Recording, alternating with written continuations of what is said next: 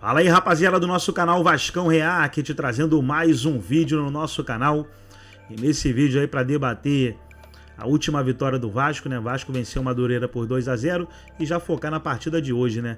Logo mais teremos Vasco e Bangu, Bangu e Vasco pelo Campeonato Carioca 2024. E os comentaristas estarão debatendo aí, falando sobre essa partida. Mas antes de soltar o vídeo para a gente estar analisando os comentaristas, quero convidar você que ainda não é inscrito no nosso canal, se inscreva, ativa o sininho das notificações para você não perder nada. Tudo do Vasco, tudo do Cruz Maltino, você encontra aqui no nosso canal Vascão React. Por isso é muito importante a sua inscrição. Vamos para o vídeo e daqui a pouco nós estaremos de volta. Linha de 3, João Vitor, Medel e Léo. P. Henrique é o quem, Arnaldo? Paulo Henrique. Paulo Henrique, Paulinho, Jair, Paulo Lucas Henrique. Piton, Payet, Verratti e David. David que jogou no São Paulo na última temporada. É por aí, esse hoje seria o time, uma ideia de time titular do Vasco? Pela disposição do elenco atual, né? Pelo que o Vasco tem no grupo, e jogou assim contra o Deportivo Maldonado, né? Iniciou a partida contra o Deportivo Maldonado dessa maneira. E foi a atuação que mais agradou ao técnico Ramon Dias. Então, hoje, principalmente por causa da ausência de um primeiro volante de qualidade, o Ramon Dias imagina que a melhor formação para o Vasco é esse esquema com 3 zagueiros. Né? Tendo o João Vitor, que foi a principal contratação da temporada até o momento, jogador que custou quase 30 milhões de reais ao Vasco. Tendo o Medel, que é um titular absoluto, capitão, que anteriormente atuava como volante, mas no Vasco não tem mais essa condição de fazer aquela varredura na frente da área, então ele foi recuado para a zaga. E o Léo, que é um zagueiro construtor, digamos assim, pela esquerda, que tem muita velocidade. Esse é o setor que o Ramon Dias mais está satisfeito. Ele mesmo disse, né, os reforços são do meio para frente. Então, essa linha defensiva, para mim, com 3 zagueiros, justamente pela ausência de um primeiro volante. E aí você vê uma linha de 4 no meio campo, de fato, Paulo Henrique, que parece ter vencido a concorrência do Puma Rodrigues e do Rojas, jogador que foi contratado recentemente do River Plate. O Paulinho já é titular desde o ano passado. O Jair venceu a disputa com absoluto na lateral, né, ou ala esquerda. O Payet, né, é a grande notícia desse início de ano do Vasco, né, mais magro, muito mais adaptado, tem jogado bola, tem jogado bem, tem demonstrado muita qualidade, então ali, né, tem que ter um lugar para ele no time, e para ele estar no time, o Vasco precisa jogar com 2 atacantes, né? Então abrindo mão aí da formação mais habitual, que eram 2 pontos. E o escolhido contra o Deportivo Maldonado foi o David, né, e o Verratti no comando de ataque. E o David, a princípio, tem esse status de titular, mas ainda não fez uma grande atuação, não teve um bom jogo nessas 3 partidas que fez com a camisa do Vasco. Então, o Vasco trouxe o Adson, ex-Corinthians, né, para suprir a ausência ali do Gabriel Peck, que foi vendido para o Los Angeles Galaxy, mas é um jogador de lado de campo que joga pelo lado direito, né, uma posição que o Gabriel Peck jogava, mas eu vejo também a saída do Marlon Gomes, a saída do Gabriel Peck e só a chegada do Adson, digamos, para compor ali junto com o Peck, ou para ser da mesmo nível. Eu vejo o setor ofensivo do Vasco mais enfraquecido em relação ao ano passado, mas em compensação, a zaga, de fato, está muito mais forte do que em 2023. Fala, não. Fala. Joel, 2 questões. Como está a avaliação do trabalho do Alexandre Matos nesse momento e a situação do Verratti? Ele tem contrato até meio do ano, não é isso? Meio do ano que vem? Meio do ano que vem. Isso. Como é que está a renovação? Vai renovar, não vai? Porque, em tese, ele já poderia assinar um pré-contrato com qualquer clube, né? Não, então, na verdade, ele tem contrato até julho de 2025. Né? Então, o pré-contrato só daria para ser assinado em janeiro do ano que vem. Entendi. Mas, de todo modo, o que está acontecendo em relação ao Verratti? Meio do ano que vem. O Verratti foi uma grande referência, é uma grande referência do elenco. Ano passado, em 21 rodadas, marcou 10 gols. Né? Foi um jogador importantíssimo. Né? Cravo aqui que se não fosse o Verratti, o Vasco teria sido rebaixado para a Série B. E o que aconteceu? O Verratti já tinha um contrato até 2025. O salário dele é baixo, comparado com outros jogadores do elenco. Então, o que o Verratti, né, junto ao seu representante, negocia com o Vasco uma valorização salarial, talvez até uma extensão também, mas o que ele quer, na verdade, é uma valorização salarial, tendo em vista que jogadores com menos minutos e até reservas que pouco atuam ganham um salário maior do que o Verratti. Sendo que a gente entende que a política, né, da SAF do Vasco, né, da 777, é investir o mínimo possível em jogadores veteranos, digamos assim. Então, por isso que está rolando esse impasse. O Vasco ainda não bateu o martelo quanto à renovação, ou melhor, quanto à valorização do contrato do Verratti, e outros clubes estão vendo esse movimento de impasse e estão se manifestando, estão procurando os representantes do Verratti.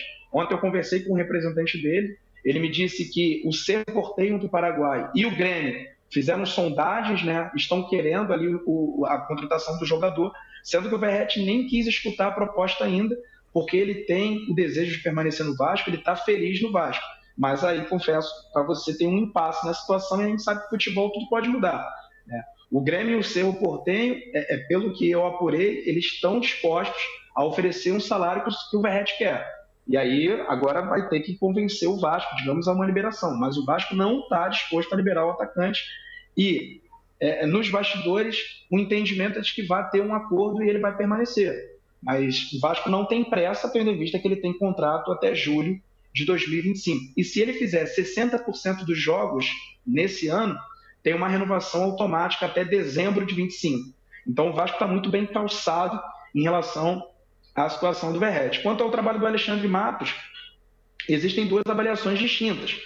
A torcida está muito, digamos, decepcionada. Talvez não seja essa palavra, mas algo perto disso. Porque o Alexandre Matos é tratado como o melhor dirigente do Brasil, veio ao Vasco e ainda não conseguiu fazer a diferença, né? Não conseguiu contratar jogadores de peso, de renome.